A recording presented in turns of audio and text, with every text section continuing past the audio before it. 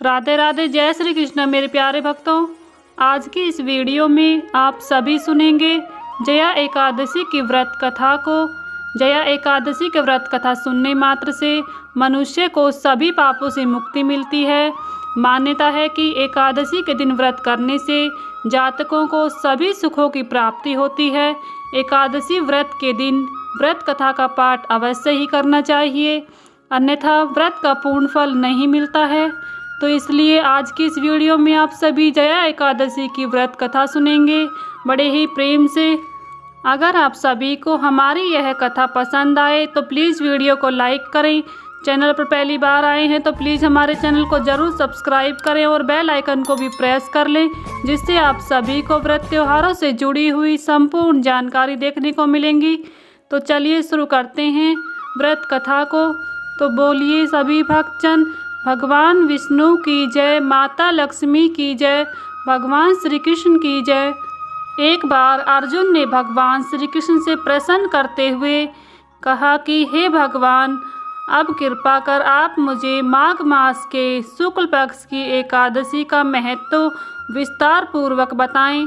माघ मास के शुक्ल पक्ष की एकादशी में किस देवता की पूजन करना चाहिए, इस एकादशी व्रत की कथा क्या है, उसके करने से किस फल की प्राप्ति होती है, शीघ्र ही बताएं। भगवान श्री कृष्ण कहते हैं, हे अर्जुन, माघ मास के शुक्ल पक्ष की एकादशी को जया एकादशी कहते हैं।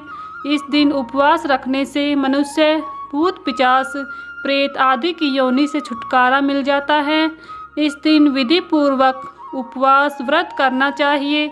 मैं अब तुमसे जया एकादशी व्रत की कथा को कहता हूँ। एक समय की बात है, नंदन वन में उत्सव का आयोजन हो रहा था। देवता ऋषि मुनि सभी उस उत्सव में मौजूद थे। उस समय गंधर्व गा रहे थे तथा गंधर्व कन्याएं नृत्य कर रही थीं। इन्हीं गंधर्वों में एक माल्यवान नाम का एक गंधर्व भी था, जो बहुत ही सुरीला गाता था। जितनी सुरीली उसकी आवाज़ थी उतना ही स्वरूपमान भी था। गंधर्व कन्याओं में एक पुष्यवती नामक नृत्यांगना थी।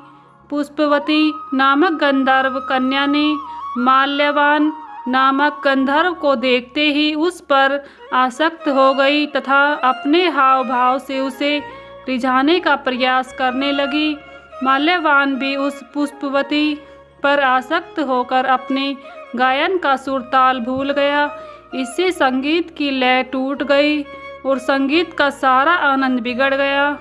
सभा में उपस्थित देवगणों को यह अच्छा नहीं लगा। माल्यवान के इस कृत्य से इंद्र भगवान नाराज होकर उन्हें श्राप देते हैं कि स्वर्ग से वंचित होकर मृत्यु लोक में पिशाचों का जीवन भोगो, क्योंकि तुमने संगीत जैसी पवित्र साधना का तो अपमान किया ही है, साथ ही सभा में उपस्थित गुरुजनों का भी अपमान किया है। इंद्र भगवान के शाप के प्रभाव से दोनों पृथ्वी पर हिमालय पर्वत के जंगल में पिशाची जीवन व्यतीत करने लगे। पिशाची जीवन बहुत ही कष्टदायी था। दोनों बहुत दुखी थे। एक बार माघ मास के शुक्ल पक्ष की जया एकादशी के दिन संयोगवश दोनों ने कुछ भी भोजन नहीं किया था और न ही कोई पाप कर्म किया। उस दिन मात्र फल फूल खाकर ही पूरा दिन व्यतीत किया। भूख से व्याकुल तथा ठंड के कारण बड़े ही दुख के साथ पीपल के वृक्ष के नीचे इन दोनों ने बड़ी ही कठिनता पूर्वक पूरी रात काटी। पूरी रात अपने द्वारा किए गए कृत्य पर पश्चाताप भी करते रहे और भविष्य में इस प्रकार के भूल न करने का भी ठान लिया था। सुबह होते ही दोनों की मृत्यु हो गई। अनजाने में ही सही उन्होंने एकादशी का उपवास किया था। भगवान के नाम का जागरण भी हो चुका था। परिणाम स्वरूप प्रभु की कृपा से इनकी पिशाच योनि से मुक्ति हो गई और पुनः अपनी अत्यंत सुंदरता अप्सरा और गंधर्व की देह धारण करके तथा सुंदर वस्त्रों तथा आभूषणों से अलंकृत होकर दोनों स्वर्ग लोक को चले गए।